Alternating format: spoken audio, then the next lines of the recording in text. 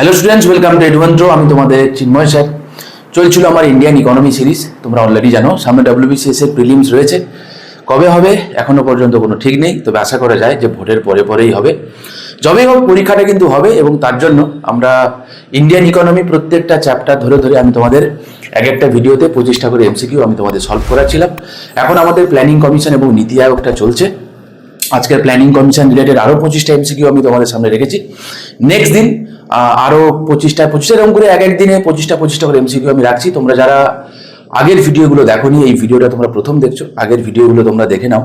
এবং যেখানে কিন্তু তোমাদের ইন্ডিয়ান ইকোনমিতে যদি কোনো রকম কোনো প্রবলেম থেকে থাকে, তোমাদের ডব্লিউবিসিএস সহ অন্যান্য যে কোনো পরীক্ষা দেবে যেখানে ইন্ডিয়ান ইকোনমি থেকে কোশ্চেন্স আসে, তোমার কিন্তু পরীক্ষার জন্য এটা খুবই খুবই খুবই খুবই ইম্পর্টেন্ট।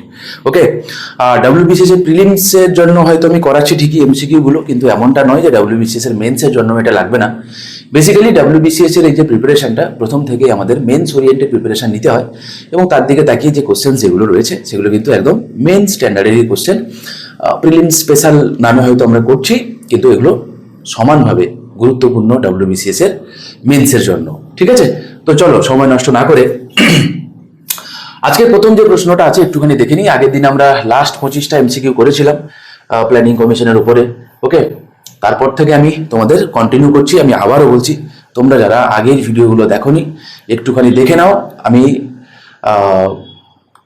কি দেবো বলো তো, তোমরা আগে দেখো ভিডিওগুলো, যেই কোশ্চেন্সগুলো রয়েছে কোশ্চেন্সগুলোর সাথে সাথে আমি চেষ্টা করছি একটু ইলাবোরেটলি তোমাদের সঙ্গে ডিসকাস করে দিতে, যাতে শুধু আনসার নয়, রিলেটেড কিছু ইনফরমেশনও তোমার থাকে। একটা ইকোনমির একটা অ্যাটমসফিয়ার তোমার মাথায় ক্রিয়েট হয়, একটা কনসেপ্ট তৈরি হয়। আর কনসেপ্ট যদি তোমার থাকে, তুমি কিন্তু একটা ভালো স্কোর তুমি করে আসতে পারবে। ওকে, আবারও তোমাদেরকে আমি একবার স্মরণ করিয়ে দিই, যদি তুমি একজন সিরিয়াস অ্যাসপিরিয়েন্ট হও, তাহলে এই জিকে পেপারের দিকে এত বেশি ধ্যান না দিয়ে জাস্ট ডেসক্রিপটিভ পেপারগুলো যেগুলো রয়েছে, ইনক্লুডিং ম্যাথ আর জিআই, তো ডেসক্রিপটিভ বাংলা ইংরেজি, অপশনাল পেপার 1 পেপার 2 এবং ম্যাথ জিআই, এই পেপারগুলোকে প্রাইম ফোকাস করো, ভালো করে করো, ভালো করে করো, ভালো করে করো। ঠিক আছে, চলো। বলছে what economic situation led to the introduction of annual plans. তো বলছে 1990 থেকে 92 সালে যখন অ্যানুয়াল প্ল্যান হয়েছিল, তখন এমন কি ঘটনা ঘটেছিল যে অ্যানুয়াল প্ল্যান নিতে হয়েছিল। দেখো, রাইট নাও যদি দেখি আমরা পেপার পত্রিকাগুলোতে বেশ কিছু নিউজ আসছে যে ইন্ডিয়াতে এলপিজি, আমরা তো অলরেডি জানি যে এলপিজি দাম বেড়েছে, তাই না? ইন্ডিয়াতে তেলের রিজার্ভ কি সাফিসিয়েন্ট পরিমাণে রয়েছে? আমরা জানি হরমুজ স্টেটের ওই যে জোনটাতে এখন ডিস্টারবেন্স চলছে। তো 1990 যে সময় এরকম গালফ ওয়ার হয়েছিল, এখন যদিও গালফ ওয়ার হয়েছে এমনটা তো বলা যায় না, তবে এটা সিচুয়েশন এমন তৈরি হয়েছে যে একটা ওয়ার একটা সিচুয়েশন হয়েছে, এবং যার ফলে আমরা দেখতে পাবো কি যে তেলের দাম যদি বাড়ে, তো অ্যাজ এ হোল ইন্ডিয়ার কিন্তু লাস্ট যে রিপোর্ট বলছে 87% তেল মানে আমি বলছি যে পেট্রোলিয়াম, তো সেটা আমাদের কি করতে হয়, ইম্পোর্ট করতে হয়। তো বুঝতে পারছো, যদি পেট্রোলের দাম যদি বাড়ে, অ্যাজ এ হোল আমাদের ব্যালেন্স অফ পেমেন্টের ক্রাইসিস তো হবেই, কিন্তু আমাদের যে হেডলাইন ইনফ্লেশন যাকে আমরা বলি, সেটা কিন্তু ডেফিনেটলি বাড়বে, রাইট? তো বলছে যে সেই সময় কি এমন সিচুয়েশন তৈরি হয়েছিল যার কারণে 1990 থেকে 92 আমাদের অ্যানুয়াল প্ল্যান নিতে হয়েছিল। দেখো, ট্রেড সারপ্লাস না, ইন্ডিয়াতে ট্রেড সারপ্লাস যে হয়নি তা কিন্তু নয়, হয়েছে। রেয়ারেস্ট অফ দ্য রেয়ার কেসে হয়েছে, রেয়ারেস্ট অফ দ্য রেয়ার কেসে। তাহলে ইন্ডিয়াতে ট্রেড সারপ্লাস হয়েছে ঠিক কথা, কিন্তু অ্যাজ এ হোল যদি আমি দেখি, তাহলে ইন্ডিয়াতে কিন্তু জেনারেলি ট্রেড ডেফিসিট থাকে, এটাই ট্রেন্ড। কিন্তু কখনো কখনো রেয়ারেস্ট অফ দ্য রেয়ার কেসে কখনো কখনো যে কোনো একটা 3 মাসের যখন আমাদের কোয়ার্টারলি যখন আমাদের রিপোর্ট বেরোয়, কখনো কখনো ট্রেড সারপ্লাস আমরা দেখেছি, কিন্তু সেটা খুবই খুবই খুবই সামান্য, খুবই সামান্য। ওকে, নেক্সট বলছি ইনফ্লেশন কন্ট্রোল হবে না, balance of payment crisis, high GDP growth rate. ঠিক আছে, তাহলে কি হবে? তো balance of payment crisis, similar গল্প আমি আগের দিন তোমাদেরকে ডিটেলসে পড়িয়েছিলাম। যারা দেখোনি একটুখানি দেখে নাও, আর যারা দেখেছো ডেফিনেটলি তোমরা রিকল করতে পারছো।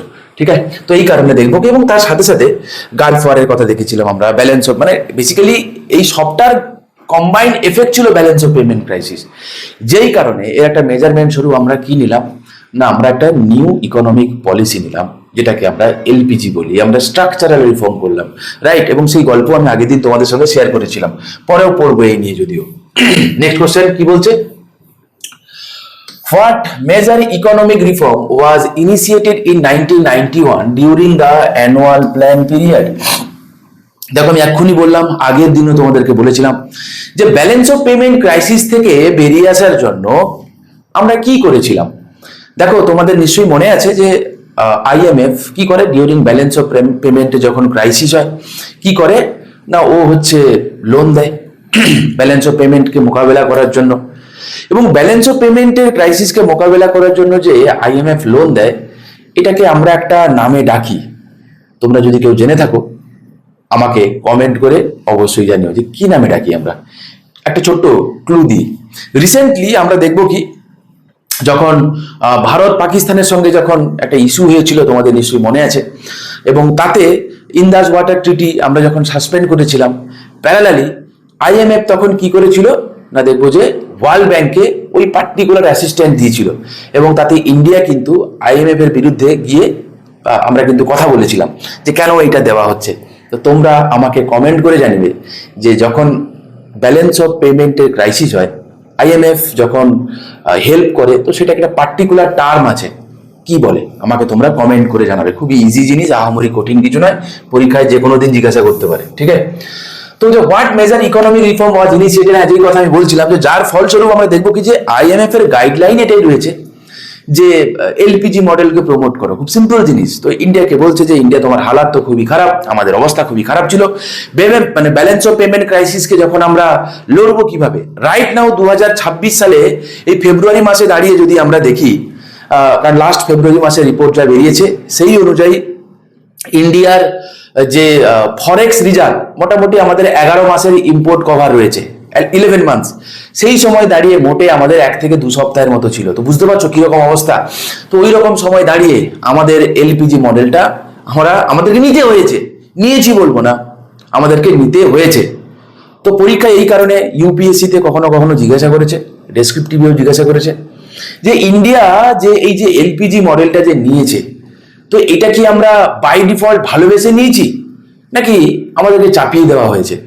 বোঝা গেল কি বললাম। তো তোমরা একটুখানি ভেবে রিলেটেড যদি তোমাদের কিছু মতামত থাকে ডেফিনেটলি জানিও, ঠিক আছে। তাহলে কি হবে বলছে, what measure economic reform was initiated in 1991 during the annual plan period. তো কি নিয়েছিলাম, ন্যাশনালাইজেশন অফ ইন্ডাস্ট্রিজ, তাই কি করেছিলাম, introduction of licence Raj, liberalisation, privatisation, globalisation, import substitution policy.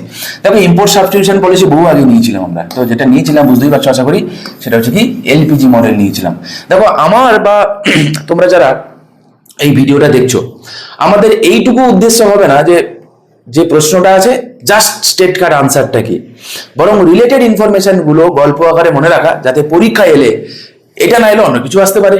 আমি আবার বলছি, একটা অ্যাটমসফিয়ার ক্রিয়েট করে রাখবো মাথায়, যাতে ওখান থেকে কোশ্চেন দিলে তুমি আনসার করে আসতে পারো। কি দেবে আমিও জানি না কি দেবে, কেউ জানে না কি দেবে, কিন্তু দিলে যাতে আমরা আনসার করতে পারি, সেই কনসেপ্টটা যেন আমার থাকে, বাস এটাই আমাদের মোটো, ঠিক আছে। আমার মোটো এটা নয় তোমাকে মুখস্থ করানো, আমি কোনোদিনই করিনি, আজও করবো না, চেষ্টাও করবো না।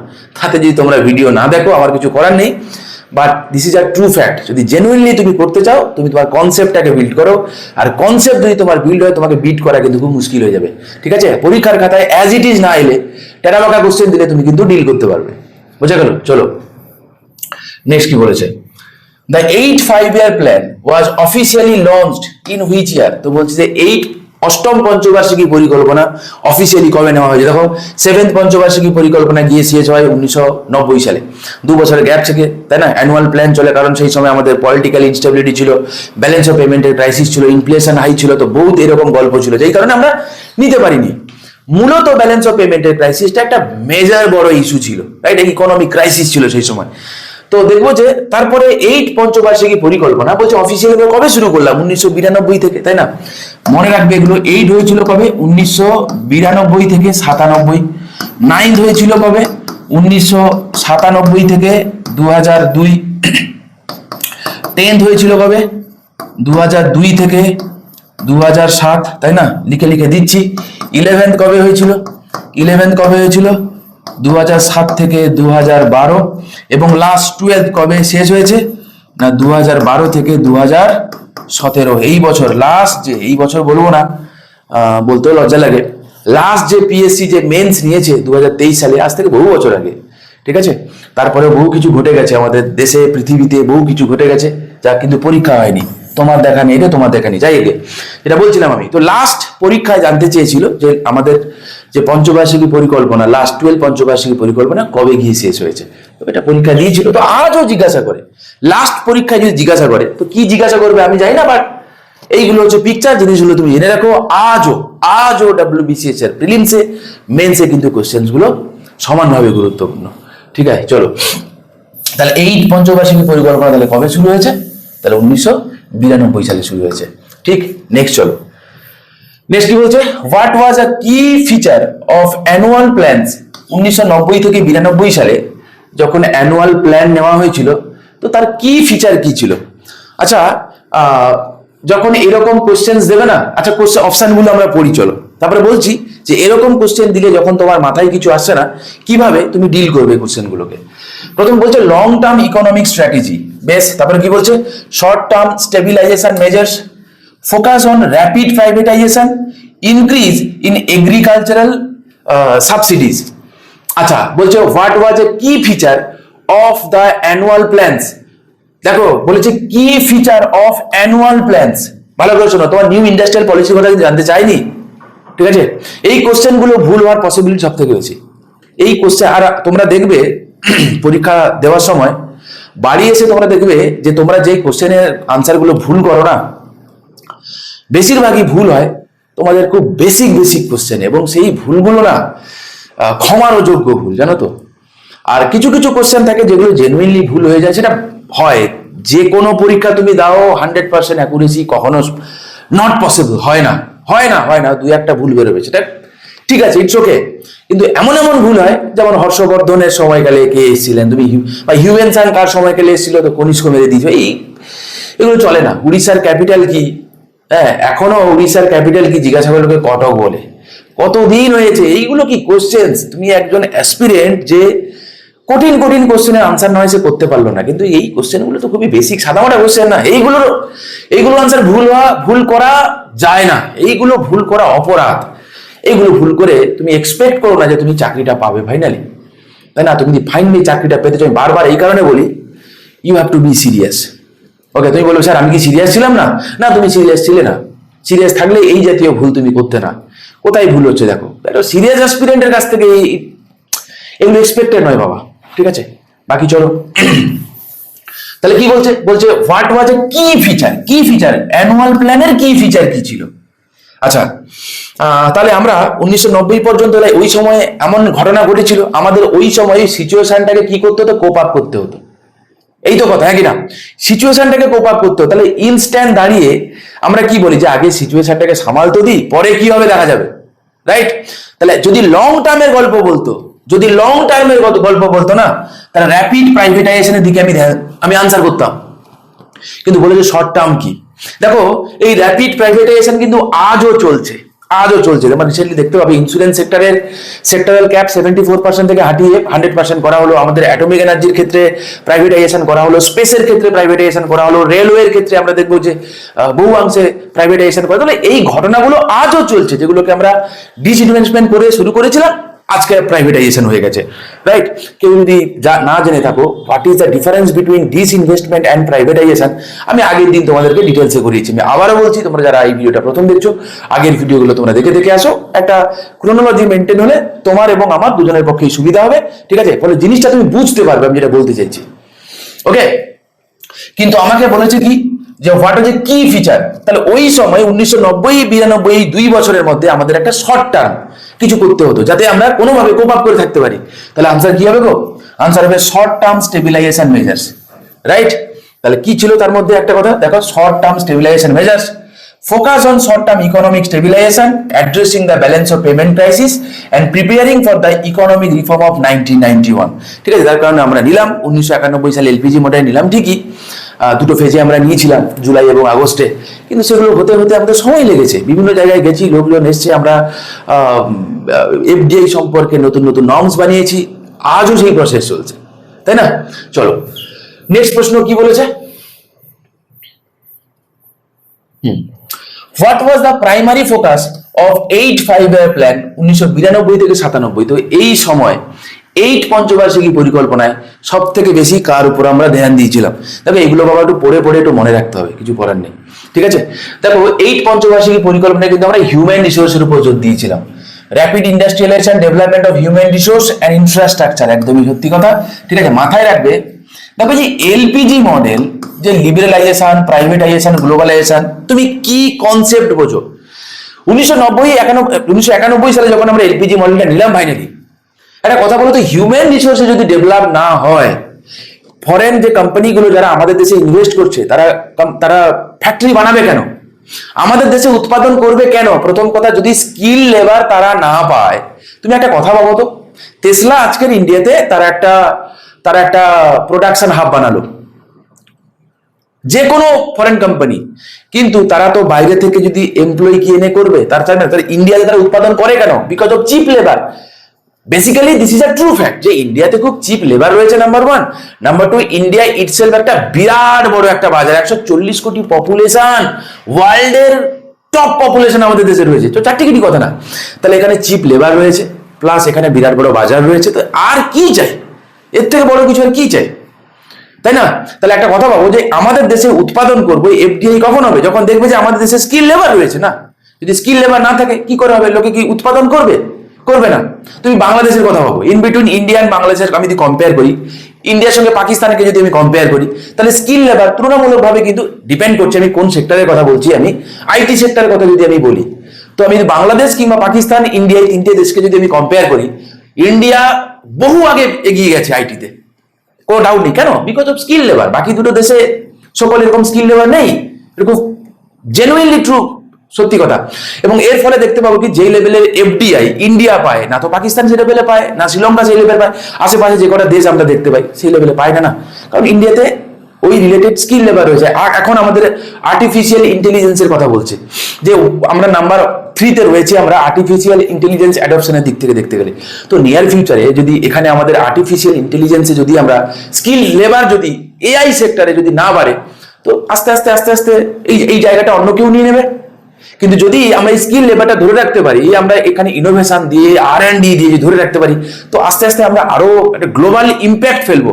এবং আমার দৃঢ় বিশ্বাস এআইতে কিন্তু ইন্ডিয়াতে নিয়ার ফিউচারে, মানে ওয়ার্ল্ডে, sorry my mistake, India near ফিউচারে ওয়ার্ল্ডে এআইতে কিন্তু একটা বিগ ইম্প্যাক্ট ফেলবে, এতে কোনো সন্দেহ নেই। অন্তত ইন্ডিয়ার আইটি হাব, অনেক ইন্ডিয়ার সার্ভিস সেক্টর টপ ক্লাস বস, কোনো ডাউট নেই। সেটা তো আমাদের জিডিপির কন্ট্রিবিউশন দেখেও আমরা বুঝতে পারি, তাই না? মোর দ্যান 50% কন্ট্রিবিউশন করে আমাদের service sector, it's not a matter of joke, right? চলো, তো কি বলেছে তাহলে? তো বলছো what are the primary focus of, হ্যাঁ, তো যেটা বললাম, তাহলে এটা মুখস্থ করার কোনো কারণই নেই। আর ইনফ্রাস্ট্রাকচার, তুমি বলো এই বছর 2026-27 যে বাজেট অ্যালোকেশন হয়েছে না, তো সেখানে আমরা সব থেকে বেশি ট্রান্সপোর্টের দিকে আমরা সব থেকে বেশি বাজেট অ্যালোকেশন করেছি। কেন? যত বেশি রোড কানেক্টিভিটি হবে, তো লজিস্টিক্স তত দ্রুত হবে, ফাস্ট হবে। ওকে, আমি আবারও তোমাদেরকে বলছি বাবা, কনসেপ্টটা বিল্ড করো। ওকে, তো লজিস্টিক্স যত ফাস্ট হবে, তুমি একটা কথা বলো তো, আজকে আমি একটা জিনিস অর্ডার দিয়ে যদি 5 দিন 10 দিন বসে থাকতে হলো, লোকে বলবে ভাই এইরকম সময় দাঁড়িয়ে যেখানে দ্রুত লোকে চাই, আমি অর্ডার করেছি, আমার আজকেই জিনিসটা চাই, তাই না? তো এখন কনজিউমারের সঙ্গে তো আমরা দেখি কি, যে ক্যাপিটালিজমের প্রধান যে ফ্যাক্টর, যে কনজিউমার, যে সে হচ্ছে ভগবান।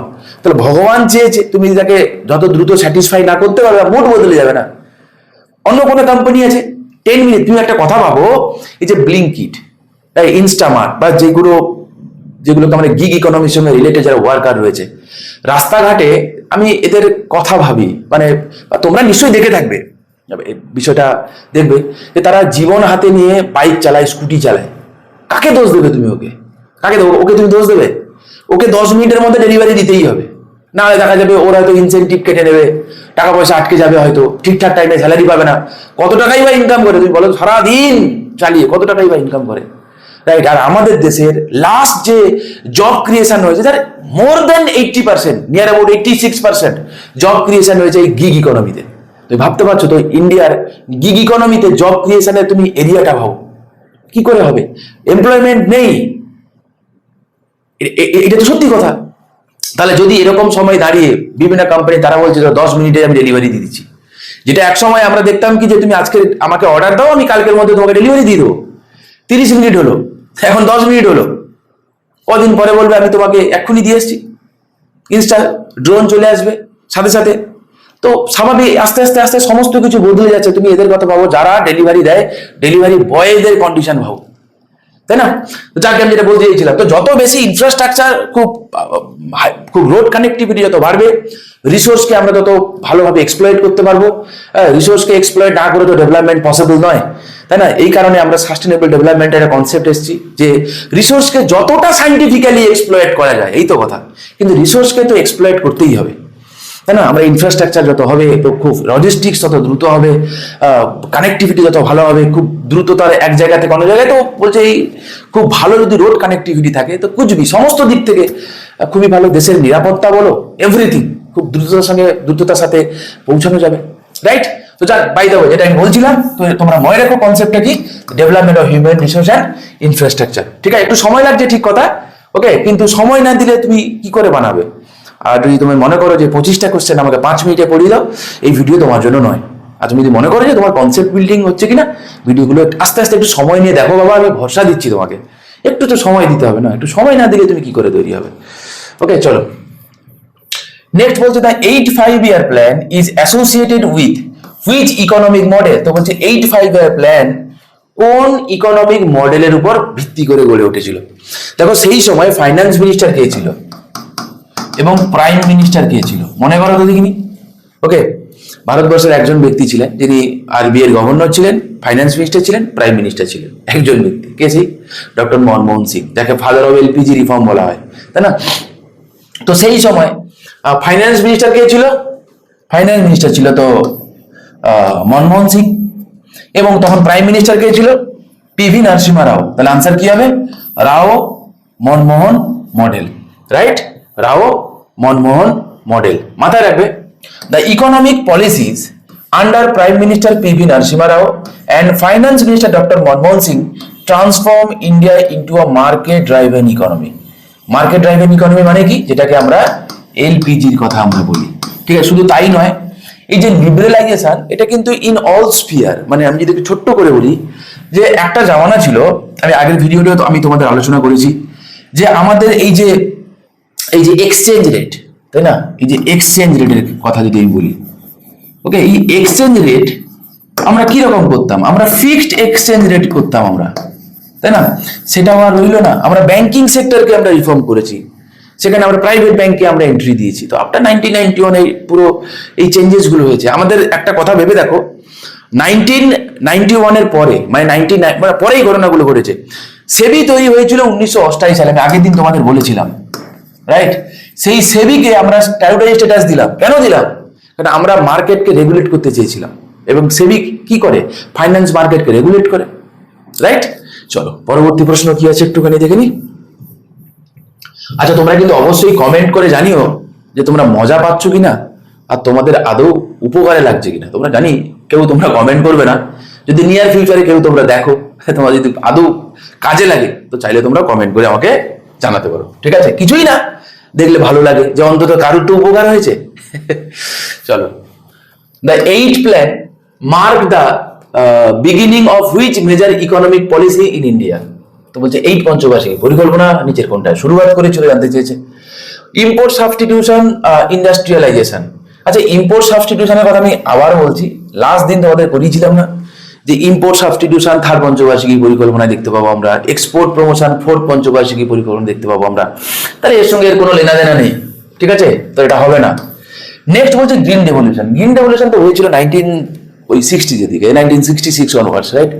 তো হবে না। তো 8 পঞ্চবার্ষিকী পরিকল্পনা তো হয়েছিল 92 থেকে 97, তো কি করে হবে? হবে না। এলপিজি মডেলের কথা বলতে পারি আমরা, ঠিক? তাহলে কি হবে answer? C will be the right answer. আর ন্যাশনালাইজেশন অফ ইন্ডাস্ট্রিজ, এটা তো করিনি আমরা, বরং উল্টে আমরা ডিসইনভেস্টমেন্ট করেছিলাম। মানে যে পাবলিক সেক্টর আন্ডারটেকিং যেগুলো রয়েছে, গভর্নমেন্টের শেয়ার কি করেছি আমরা? কমিয়ে দিয়েছি, রাইট? চলো পরবর্তী প্রশ্ন কি আছে একটুখানি দেখে নিই আমরা। বলছে which year did India become a member of the World Trade Organization? তো বলছে কোন বছর ইন্ডিয়া ওয়ার্ল্ড ট্রেড অর্গানাইজেশনের মেম্বার হয়েছে, বলো। আচ্ছা দেখো, ওয়ার্ল্ড ট্রেড অর্গানাইজেশন তৈরি হলো কবে? ওয়ার্ল্ড ট্রেড অর্গানাইজেশন তৈরি হয়েছে 1 জানুয়ারি 1995, তাই না? এবং ইন্ডিয়া ছিল founding member, one of the founding member ছিল ইন্ডিয়া। ঠিক আছে, তাহলে ইন্ডিয়া কবে থেকে মেম্বার হবে? তো 1995 হবে আনসার। আচ্ছা, ডব্লিউটিওর হেডকোয়ার্টার কোথায় রয়েছে? ডব্লিউটিওর হেডকোয়ার্টার রয়েছে জেনেভা।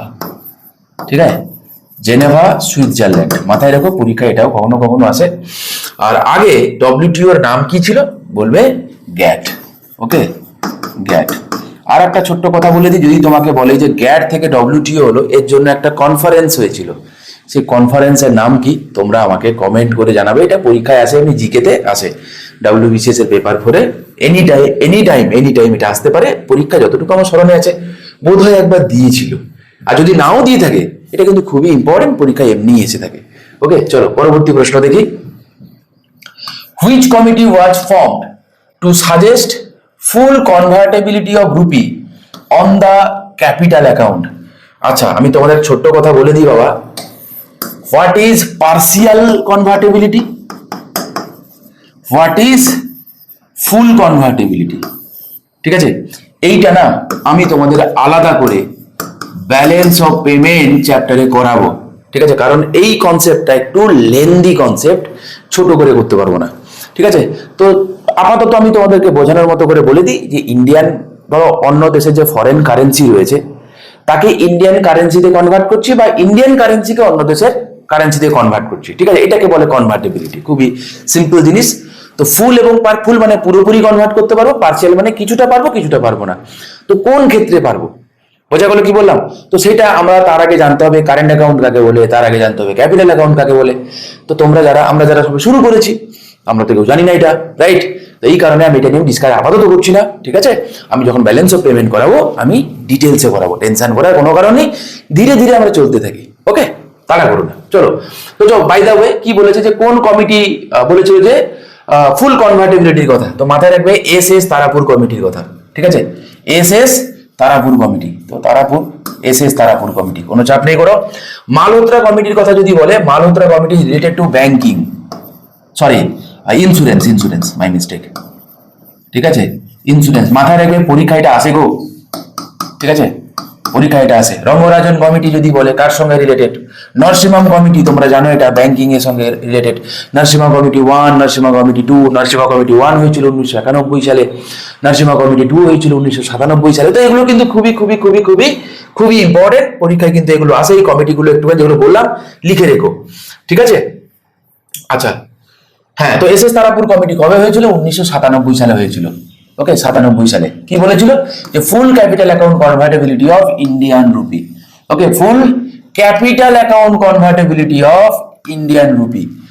আচ্ছা, এইটা আপাতত আমি তোমাকে বললাম, জেনারেল মুখস্থ করতে বলি না। আপাতত বলবো তোমাকে আমি, আপাতত কিছুদিনের জন্য এটা মুখস্থ করে রেখে দাও। ঠিক আছে, আমি প্রমিস করছি ব্যালেন্স অফ পেমেন্টে আমি একদম ডিটেলসে করাবো। তখন আমি যখন করাবো বাই ডিফল্ট তোমার, তখন আমি না আরেকবার রিকল করে বলেই দেবো। ঠিক আছে, একটু অপেক্ষা করে যাও। চলো পরবর্তী প্রশ্ন। What was the purpose of the Malhotra committee 1994? আমি এক্ষুনি বলেছিলাম না, মালহোত্রা কমিটি কার সঙ্গে রিলেটেড? ইন্স্যুরেন্সের সঙ্গে রিলেটেড। দেখা যাক তো এখানে অপশনে আছে কিনা। আচ্ছা, disinvestment in public sector enterprises হবে না? প্রাইভেটাইজেশন অফ ইন্স্যুরেন্স সেক্টর, তো কি হবে গো? B will be the right answer. ঠিক আছে, তো মালহোত্রা কমিটি কার সঙ্গে related? Privatisation of the insurance sector. Okay, Malhotra committee নেওয়া হয়েছিল কবে? 1994 সালে নেওয়া হয়েছিল। Recommended privatisation of the insurance sector leading to the entry of private companies in this domain. Right now যদি আমরা দেখি, তখন কিন্তু প্রাইভেটাইজেশনের কথা বলা হয়েছিল। কমপ্লিট প্রাইভেট মানে পুরো 100% কিন্তু কথা বলা হয়নি। 100% করা হয়েছে এই লাস্ট যে বাজেট 2025-26 যে বাজেট হয়েছিল, সেখানে গিয়ে আমরা কি করলাম? তো ম্যাক্সিমাম ইন্স্যুরেন্সের সেক্টরাল ক্যাপ ছিল আপ টু 74%, সেটাকে হটিয়ে দিয়ে আমরা 100% করে দিলাম। রাইট, এখন প্রচুর ইন্স্যুরেন্সে প্রচুর প্রাইভেট সেক্টর রয়েছে। LIC যেমন রয়েছে, GIC যেমন রয়েছে, প্যারালালি এই কোম্পানিগুলো রয়েছে, তাই না? চলো, what was the purpose of the rural infrastructure development fund? খুব খুব খুব খুব ইম্পর্টেন্ট একটা প্রশ্ন। এটা ইটসেলফ ইন্ট্রোডিউস ইন 1995-96। একটা কথা তোমাদেরকে বলে রাখি, পড়ে কি মনে হচ্ছে বলো তো? Rural infrastructure development fund. ঠিক আছে, এর সঙ্গে আর একটা ফান্ডের কথা আমি আজকে বলি, আমি আনসারে পরে আসছি। আর একটা ফান্ডের কথা বলে রাখছি, খাতাতে লিখে রেখো, পরীক্ষা ওটাও আসতে পারে এনিডে। সেটা হচ্ছে small enterprises development fund, ACDF। ঠিক আছে, small small enterprises development fund, আরেকবার বলছি স্মল এন্টারপ্রাইজেস ডেভেলপমেন্ট ফান্ড। আর এটা কি ছিল? RIDF, rural infrastructure development fund. Logic কি বলে? লজিক এটা বলে যে রুরাল ইনফ্রাস্ট্রাকচারকে ডেভেলপমেন্ট করার জন্য যে ফান্ড, তাকে বলবো রুরাল ইনফ্রাস্ট্রাকচার ডেভেলপমেন্ট ফান্ড। এবার তুমি আমাকে বলো তো বাবা, যে রুরাল ইনফ্রাস্ট্রাকচার দেখার দায়িত্ব কার? নাবার্ডের ফুল ফর্ম কি ছিল? নাবার্ডের ফুল ফর্ম কি ছিল? বলছে national bank for agriculture and rural development. এই তো ছিল, এই তো ছিল, তাই তো? তাহলে বেসিক্যালি এই RIDF ফান্ড দেখে কে? নাবার্ড দেখে, ঠিক। ACDF ফান্ড কে দেখে? বলেই তো স্মল এন্টারপ্রাইজেস ডেভেলপমেন্ট ফান্ড, তাই তো? সিডিবির ফুল ফর্ম কি? সিডিবির ফুল ফর্ম কি? Small industrial development bank of India. এই তো কথা, তো দেখেই বুঝতে পারো তাহলে সিডিবি মেনটেন করে ACDF ফান্ড আর নাবার্ড মেনটেন করে RIDF ফান্ড। এই হচ্ছে কথা, এই দুটো কথা মনে রেখো, পরীক্ষায় কিন্তু আসে, ঠিক আছে? চলো, what was the purpose of rural infrastructure development? Okay, development of heavy industry হবে, কোনো পসিবিলিটি নেই। স্ট্রেংথেনিং রুরাল ক্রেডিট ইনস্টিটিউশনস, হাতে থাকুক। এনহ্যান্সিং রুরাল ইনফ্রাস্ট্রাকচার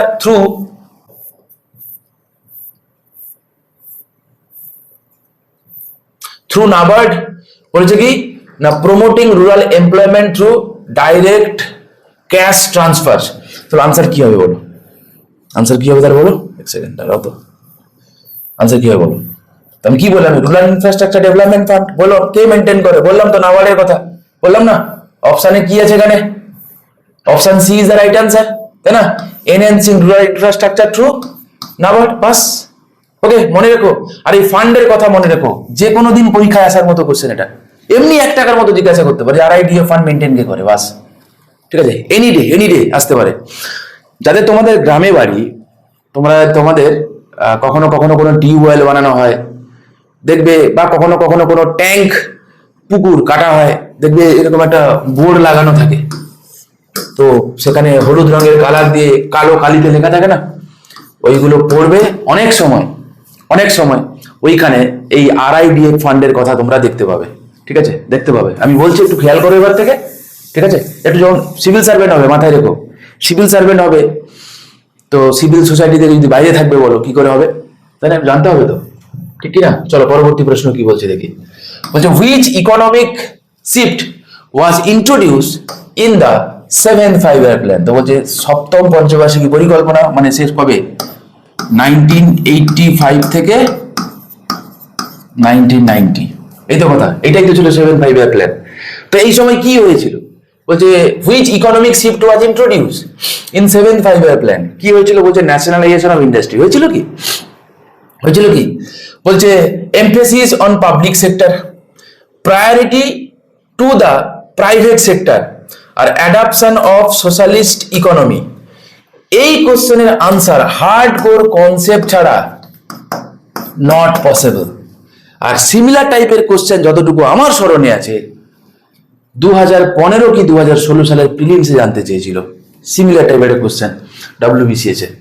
একটা কথা বলি, যতটুকু আমার হয় 2015 কি 2016, এই দুটো সালের মধ্যে কোনো একটা সালে ছিল, আমি এক্স্যাক্টলি মনে নেই, বা WBCS এর প্রিলিমসে সিমিলার কোশ্চেন রয়েছে, প্রিভিয়াস ইয়ারেই রয়েছে। দেখো এই সময় প্রাইম মিনিস্টার কে ছিল বলো তো? প্রাইম মিনিস্টার ছিল রাজীব গান্ধী, মনে পড়ে? এবং ওই সময় ব্যালেন্স অফ পেমেন্টের ক্রাইসিস কিন্তু খুব আকাশ ছোঁয়া জায়গায় গেছিল। এবং তোমাদের একটা কথা বলে রাখি, রাজীব গান্ধী ছিলেন প্রথম প্রাইম মিনিস্টার যিনি কিনা ইনিশিয়েটিভ নিয়েছিলেন প্রাইভেট মানে LPG মডেলের দিকে যাওয়ার জন্য, ইনিশিয়েটিভ নিয়েছিলেন, কিন্তু তিনি পারেননি, কারণ সেই সময় বিরোধীরা লেফটিস্টরা এত লেভেলের তখন প্রেশারাইজ ছিল যে ফাইনালি রাজীব গান্ধী নিতে পারেনি, কিন্তু চেষ্টা তো করেছিলেন। চলো এবার দেখি আমরা অপশানগুলো পড়ে দেখি, এবং দেখো সেই সময় ওই যে 1985 থেকে 90 নিতে পারা গেল না, পরে এমন একটা কন্ডিশন এলো যে আমাদের না নেওয়া ছাড়ার উপায় রইল না। এই জন্য তো 1990 সালে যখন আমাদের এরকম ঘটনা ঘটলো, 91 সালে আমরা LPG মডেল নিলাম মানে নিতে বাধ্য হলাম, বলে রাখা ভালো, আমরা ভালোবেসে নিইনি, আমাদেরকে নিতে হয়েছে, আমাদের উপর চাপিয়ে দেওয়া হয়েছে, কারণ আমরা নিয়েছি, আদারওয়াইজ কোনো রাস্তা ছিল না বস। বেশ, তাহলে কি হবে? বলছো priority to the private sector, yes, C is the right answer. ঠিক আছে, মনে রেখো এটা কি বলছে। For the first time the private sector was given priority over public sector making a shift towards economic liberalisation. ঠিক আছে, who was the prime minister of India during 7th 5-year plan? আমি এক্ষুনি তো বললাম কি হবে, আনসার কি হবে? Rajiv Gandhi will be the right answer. ঠিক আছে, তাহলে কি বলেছে এখানে? The 7th 5-year plan was implemented under the leadership of Rajiv Gandhi, who focused on technological modernization আর কি বলছে and economic liberalization। শুরু করতে চেয়েছিলেন কিন্তু তিনি পারেননি, পরবর্তীকালে সেটা আমাদের নিতে হলো, বাধ্য হলাম আমরা নিতে। বলছে which major economic policy change took place during the 6th 5-year plan? তো 6 মানে 1980 থেকে 85, এই তো কথা। তাহলে কি বলেছে যে এই সময় কি হয়েছিল জানতে চেয়েছে। বলছে লার্জ স্কেল প্রাইভেটাইজেশন, বেশ। আর কি বলছে? And of price control, nationalisation of bank, introduction of GST. কোনটা হবে না বলো? হবে না, তাই না? এটা কি হবে? হবে না। জিএসটি হয়েছিল কবে? 2017 সালে এসেছিল, মনে আছে তোমাদের? কবে এসেছিল বলো তো জিএসটি? 1 জুলাই এসেছিল, তাই তো? 1 জুলাই। তো 1 জুলাই দিনটাকে জিএসটি ডে হিসেবে পালন করা হয়, তো হবে না। 101st কনস্টিটিউশন অ্যামেন্ডমেন্ট অ্যাক্ট, তাই তো? Constitution amendment act. আর তোমরা আমাকে কমেন্ট করে জানিও জিএসটি রিলেটেড যে কটা আর্টিকেল আছে না, আমাকে তোমরা কমেন্ট করে জানিও। ঠিক আছে, বোঝা গেল? বেসিক্যালি কমেন্ট তোমাদেরকে এই কারণে করতে বলি যে তোমরা নিজেরা পড়ছো কিনা এইটুকু দেখার জন্য, বাকি তোমার ইচ্ছা, তাই না? সকলেই তোমার ইচ্ছা। কি বলছে? লার্জ স্কেল প্রাইভেটাইজেশন তখন তো হয়নি, হয়েছিল তো 1991 এর পরে, তো হবে না। তাহলে ন্যাশনালাইজেশন অফ ব্যাংক, চলো এইটা না আমরা সরাসরি যদি আনসার করতে না পারি তাহলে এলিমিনেশন করে আনসার তো করতে পারি যে কি কি হবে না, কুছ ভি হয়ে যায়। লার্জ স্কেল প্রাইভেটাইজেশন কি হবে? তুমি বলো না হবে না, তো হয়েছিল 1991 এর পরে, হবে না। ইন্ট্রোডাকশন অফ জিএসটি হয়েছে 2017 সালে 1 জুলাই, তো হবে না।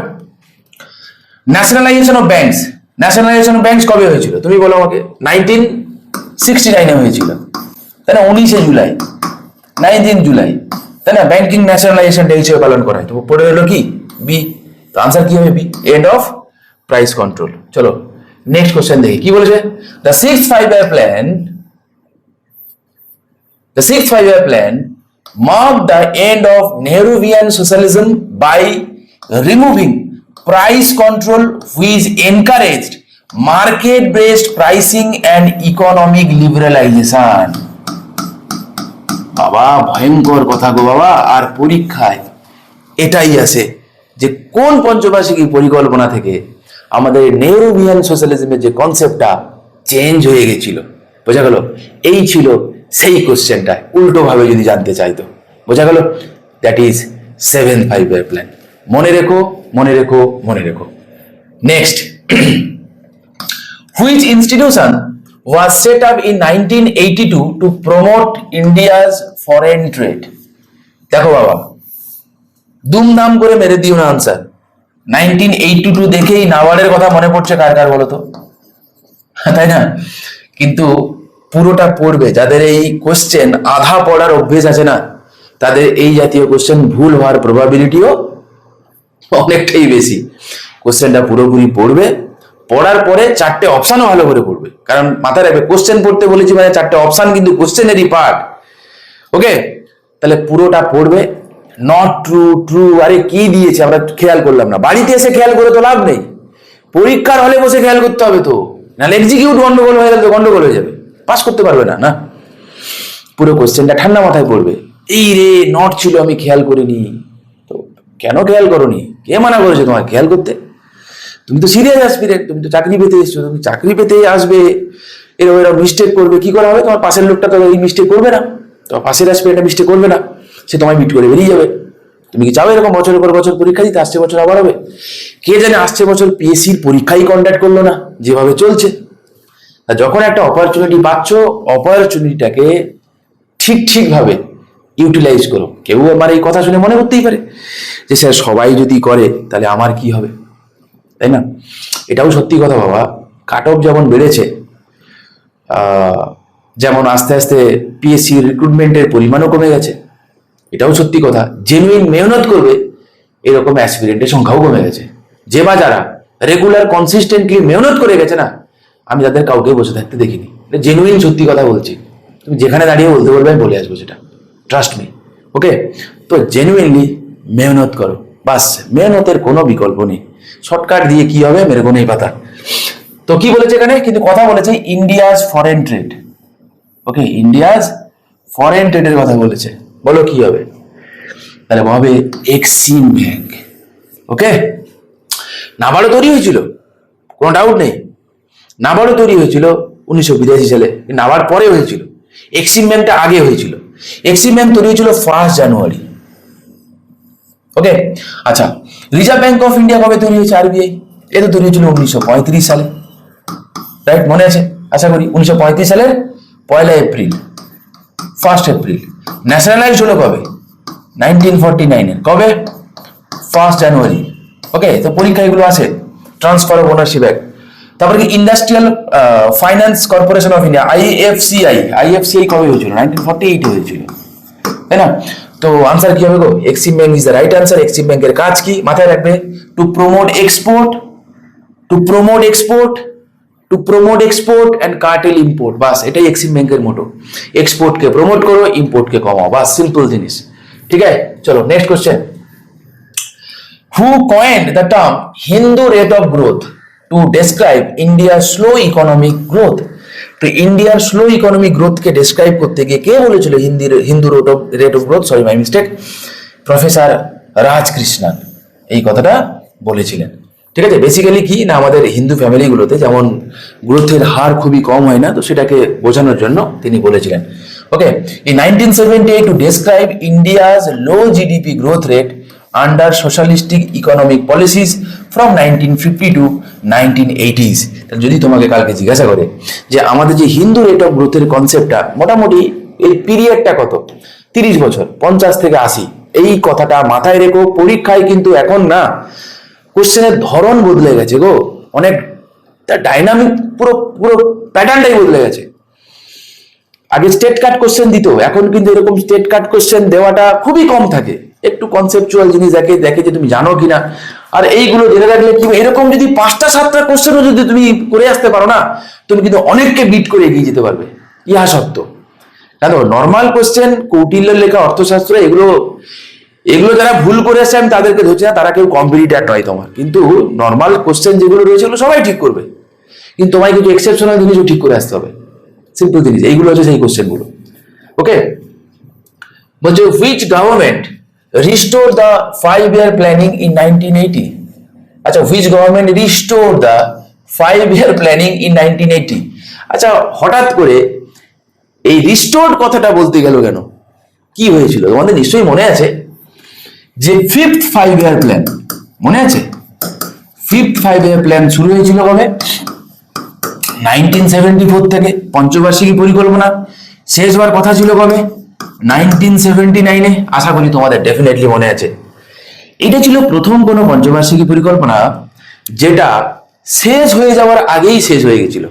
মানে কথাই তো ছিল শেষ হয়ে যাওয়া, হইল না শেষ, কিন্তু এটা শেষ হওয়ার আগেই শেষ হয়ে গেছিল। মানে তোমাদের আশা করি মনে আছে, প্রথম নন কংগ্রেস গভর্নমেন্ট তৈরি হয় আন্ডার মোরারজি দেশাই, রাইট? তো যখন নন কংগ্রেস গভর্নমেন্ট তৈরি হয় 1978-এ কি হয়ে যায় না, এই 5th 5-year প্ল্যানটা ডিসকন্টিনিউ হয়ে যায়। তার জায়গায় জনতা গভর্নমেন্ট কি করে আন্ডার মোরারজি দেশাই, 1978 থেকে 5 বছরের জন্য 1983 পর্যন্ত একটা প্ল্যান নেয়, যাকে বলা হয় রোলিং প্ল্যান। মনে আছে? মনে আছে কি রোলিং প্ল্যান? রোলিং প্ল্যানে কি বলা হয়, যে প্রত্যেক বছর একটা রিভিউ করে করে আমরা এগিয়ে যাব, এটাই ছিল। যে আমরা টার্গেট ফিক্স করি 1 বছরের জন্য, 1 বছর পরে যে টার্গেটটা আমরা সেটাকে রিভিউ করব, আবার ফার্দার 1 বছরের দিকে আমরা আবার আমরা টার্গেট নেব। এই তো রোলিং প্ল্যানের কনসেপ্ট ছিল। কিন্তু পিকচারে একটা টুইস্ট আছে। কি টুইস্ট আছে না, 1980 সালে পুনরায় আবার সরকার বদল হয়ে যায়, আবার ইন্দিরা গান্ধী ক্ষমতায় চলে আসে। ফলে এই রোলিং প্ল্যানটার অ্যাকচুয়ালি 10 ইয়ার পরীক্ষায় এটা এসেছিল, সেটা কিন্তু 78 থেকে 83, অ্যাকচুয়াল 10 ইয়ার। মানে অ্যাকচুয়ালি এটা বলা হয়েছিল, কিন্তু বেসিক্যালি সরি অ্যাকচুয়াল কথাটাকে বলা ঠিক হয়নি আমার, প্রপোজ 10 ইয়ার বলে রাখা ভালো।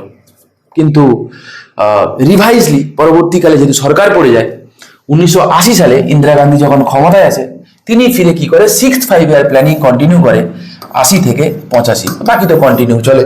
এই ব্রেকটা আমরা দেখবো 1990 এই 2 বছরের জন্য, বাকি দেশটা আবার কন্টিনিউ চলে। এই হচ্ছে গল্প ছিল।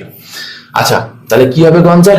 বলছে রিস্টোর করেছিল কে? তো বলো, তারা রোলিং প্ল্যান চলে এসেছিল, আগে পঞ্চবার্ষিকী পরিকল্পনা ছিল, আবার এটা ছিল 6 প্ল্যান। তাহলে রিস্টোর করলো কে? করলো ইন্দিরা গান্ধী করলো। তো আনসার কি হবে গো? ইন্দিরা গান্ধী গভর্নমেন্ট। ঠিক আছে, মনে রেখো মনে রেখো মনে রেখো। চলো পরবর্তী প্রশ্ন দেখে কি বলেছে। What was the primary focus of 6th 5-year plan? তো 6th 5-year প্ল্যানের প্রাইমারি ফোকাস কি ছিল? মানে এই 80 থেকে 85 এই যে সমসাময়িক এই সময় আমাদের প্রাইমারি ফোকাস কি ছিল জানতে চেয়েছে। আচ্ছা দেখো তো 6th 5-year প্ল্যানের 10 ইয়ার কত, জাস্ট একটু হালকা করে দেখে নাও। 80 থেকে 85, আবারও বলছি, রাইট? কেন বলছি আসছি, হেভি ইন্ডাস্ট্রিয়ালাইজেশন হবে, হবে না? সেকেন্ড পঞ্চবার্ষিকী পরিকল্পনা হতো। Agriculture and rural employment, large scale privatisation, কোনো পসিবিলিটি নেই। ন্যাশনালাইজেশন অফ মেজর ইন্ডাস্ট্রিজ হবে, হবে কি? আচ্ছা বলো, এগ্রিকালচার এন্ড রুরাল এমপ্লয়মেন্ট, তুমি বলবে এর সঙ্গে কি সম্পর্ক? আচ্ছা দেখো তো, এই সময় 1982-তে আমরা একটা বডি বানিয়েছিলাম যার নাম ছিল কি, দাঁড়াও, যার নাম ছিল নাবার্ড। মনে আছে নাবার্ডের কথা? National bank for agriculture rural development বানিয়েছিলাম। কেন বানিয়েছিলাম আমরা? দেখো তো চিনতে পারো কিনা কোন অপশনটা যাবে?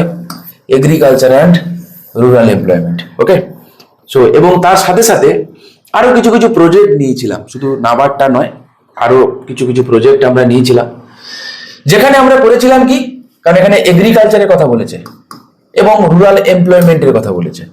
কি কি প্রজেক্ট নিয়েছিলাম? একটা তো নিয়েছিলাম আমরা হচ্ছে দেখো, focus on self employment in rural area through programme like IRDP integrated rural development programme 1980 and national rural employment programme NREP 1980, তাই না? ওই সময় আমরা নিয়েছিলাম। পরবর্তী প্রশ্ন, what was the purpose of the training of rural youth for self employment? একটা ছোট্ট কথা বলে দিই, এই কোশ্চেনটাও আবার একটা আনসার কিরকম করে বলো তো? কালকে যদি তোমাকে জিজ্ঞাসা করে এই ট্রাইজমের ফুল ফর্ম কি, WBCS এর প্রিলিমস এবং মেন্স এর এই ট্রাইজম থেকে সেভারাল টাইমস পরীক্ষায় কোশ্চেন দিয়েছে, WBCS এর প্রিলিমস এবং মেন্সে। তাহলে তাহলে তাহলে ট্রাইজম ফুল ফর্ম কি? তাহলে training of rural youth for self employment. বা কালকে এরকমও জিজ্ঞাসা করতে পারে ট্রাইজম বেসিক্যালি কি, কোথাকার ইউথকে ও এমপ্লয়মেন্ট দেবে? বলেই তো রুরাল ইউথ। বাস। কবে লঞ্চ হয়েছিল ট্রাইজম? 1979-এ। কিন্তু কোশ্চেনটা কি, হোয়াট ওয়াজ দ্য পারপাস? আচ্ছা বস, বলে ট্রাইজমের পারপাসটা কি? To provide employment in government sector, তাই কি? To train rural youth in self employment skill, হাতে থাকুক।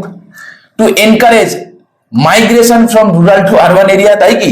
এনকারেজ করবো আমরা। To increase foreign investment in rural industry. তো বুঝতেই পারছো, পরিষ্কার বলছে যে রুরাল ইউথকে আমরা কি করব না, ট্রাইজমের ফুল ফর্মটাই তো বলে যে রুরাল ইউথকে আমরা ট্রেনিং দেবো ফর সেলফ এমপ্লয়মেন্টের জন্য। ঠিক আছে, মনে রেখো। নেক্সট কোশ্চেন চলো, which rural development programme was introduced during the ruling plan period in 1978? তো বলছে হুইচ রুরাল ডেভেলপমেন্ট প্রোগ্রাম, নিচের কোন ডেভেলপমেন্ট প্রোগ্রামটা আমরা নিয়েছিলাম রুলিং প্ল্যানের সময়, মানে 78-80 এই সময়টা আমরা নিয়েছিলাম। তবে MGNREGA নিয়েছিলাম 2005 সালে। ঠিক আছে, আজ কি এই MGNREGA অ্যাক্ট কি আজও রয়েছে নাকি কোনো চেঞ্জেস হয়েছে? তোমরা যারা এত সময় ধরে ধৈর্য ধরে দেখছো, আমি নিশ্চিত তোমরা কেউ যাবনি।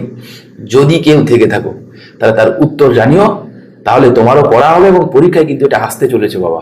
ঠিক আছে, যে MGNREGA এর বর্তমান এখন নাম কি, গ্যারেন্টি আসবে। এবং MGNREGA যেখানে 100 দিনের কাজের কথা বলা হয়েছিল, নতুন অ্যাক্টে কত দিনের কাজের কথা বলা হয়েছে? ঠিক আছে, একটুখানি দেখে রাখবেন। আচ্ছা, তারপরে বলছে কি ইন্টিগ্রেটেড রুরাল ডেভেলপমেন্ট প্রোগ্রাম। তারপরে বলছে কি প্রধানমন্ত্রী গ্রাম সড়ক যোজনা। প্রধানমন্ত্রী গ্রাম সড়ক যোজনা নিয়েছিলাম আমরা 2000 সালে। আর বলছে জওহর রোজগার যোজনা, আমরা আগের দিন পড়েছিলাম 1979-এ। তো কোনটাই হবে না, আনসার কি হবে গো? তো integrated rural development programme IRDP নিয়েছিলাম আমরা কবে? 1978-এ নিয়েছিলাম। কেন নিয়েছিলাম? The Integrated Rural Development Program was launched in 1978 to provide self-employment and skill development opportunity in rural areas. ঠিক আছে, মনে রেখো। নেক্সট প্রশ্ন, what was the main objective of the ruling plan? Rolling প্ল্যানের মেইন অবজেক্টিভটা কি কি আমি একটু আগেই তো বললাম, এরম এরম করে চলতে থাকবে, যে আপকামিং এক বছরে যা নিলাম আবার রিভাইজ করবো, আবার নেবো, আবার রিভাইজ করবো, আবার নেবো, এরম এরম এরম এরম চলতে থাকবে। তাহলে এই ছবিটাকে স্যাটিসফাই করবে এরম একটা অপশন আমার লাগবে, rapid industrialisation, liberalisation, annual assessment and flexible planning, তাই না? So C is the right answer. পরবর্তী প্রশ্ন কি বলছে দেখি, what was the major disadvantage of the rolling plan? বলছে রোলিং প্ল্যানের মেজর ডিসঅ্যাডভান্টেজটা কি, হ্যাঁ সব থেকে বড় অসুবিধাটা কি রোলিং প্ল্যানের? বলছে হাই ইনফ্লেশন, রোলিং প্ল্যান মানেই হাই ইনফ্লেশন, এমন তো কোনো কথা নেই, এটা কি ডিসঅ্যাডভান্টেজ ছিল না? Frequent policy change causing instability, একটা কথা বলো তো, এক বছরের জন্য নিলাম, আবার করলাম, আবার চেঞ্জ করে দিলাম, আবার আবার চেঞ্জ করলাম, তার মানে যেটাকে আমরা বলি কি খুবই ফিকল, তাই না? কোনো আনসার্টেন, আজ এটা আছে কাল নাও থাকতে পারে, তাই না? তাহলে এটা কিন্তু একটা গন্ডগোল করতে পারে, দেখা যাক। আমি এখনো বলছি না over Reliance on foreign loan, এর সঙ্গে এর কোনো রিলেশন নেই। রিডাকশন ইন এমপ্লয়মেন্ট জেনারেশন, তাহলে কি হবে answer? Frequent policy changes causing instability, this is the right answer. Last প্রশ্ন আজকের মতো, which government introduce rolling plan? খুব পাতি প্রশ্ন, আমি একটু আগে বলেছিলাম কি মোরারজি দেসাই লেড জনতা পার্টি গভর্নমেন্ট কি করেছিল, এই রোলিং প্ল্যানটা করেছিল। ঠিক আছে, তো এই ছিল আজকের মতো টপ 25 এমসিকিউ। তোমরা যদি এত সময় পর্যন্ত কেউ দেখে থাকো, আর তোমাদের কেমন লেগেছে নিশ্চয়ই তোমরা কমেন্ট করে জানিও। ভালো লাগলে তোমরা চ্যানেলটাকে সাবস্ক্রাইব করে রাখো, লাইক করো। তোমার যদি কোনো সিরিয়াস বন্ধু থাকে যে ইন্ডিয়ান ইকোনমি তার খুব কঠিন লাগে, তার বুঝতে খুব অসুবিধা হয়, তাকে পারলে এই সিরিজটা একটু শেয়ার করে রেখো। আমি প্রমিস করছি আমার যতটা সাধ্য আমি চেষ্টা করবো ইন্ডিয়ান ইকোনমিতে তোমার যাতে একটা ইন্টারেস্ট তৈরি হয় থ্রু এমসিকিউ। ঠিক আছে, আমি গল্প করে করে তোমাদেরকে আমি পুরো এমসিকিউ পুরোটাই আমি করাবো। আমার অলরেডি দেখো ঝুঁকেগা নেই সিরিজ রয়েছে, যেটা আমি ইন্ডিয়ান পলিটির উপর ভিত্তি করে করেছিলাম, পুরোটা রয়েছে এবং ওখানে প্রচুর WBCS মেন্স রিলেটেড প্রচুর কন্টেন্ট রয়েছে, তোমরা চাইলে দেখতে পারো। আশা করি ইন্ডিয়ান পলিটিতে তোমরা যদি এটা করে যাও না, আশা করি খুব একটা প্রবলেম হওয়ার কথা নয়। দেখো তোমরা যারা করেছো তারা নিশ্চয়ই কমেন্ট করে তোমরা জানিও, আর এটাও তোমরা একটা একটা একটা করে দেখে যাও, আমি পুরোটা তোমাদেরকে করাবো। ঠিক আছে, ভালো থেকো, দেখা হচ্ছে নেক্সট ভিডিওতে। নেক্সট দিন তোমাদের কিন্তু আমি নীতি আয়োগ করাবো। ঠিক আছে, তো ভিডিওগুলো দেখতে থাকো, পাশে থেকো। ওকে, চলো টাটা।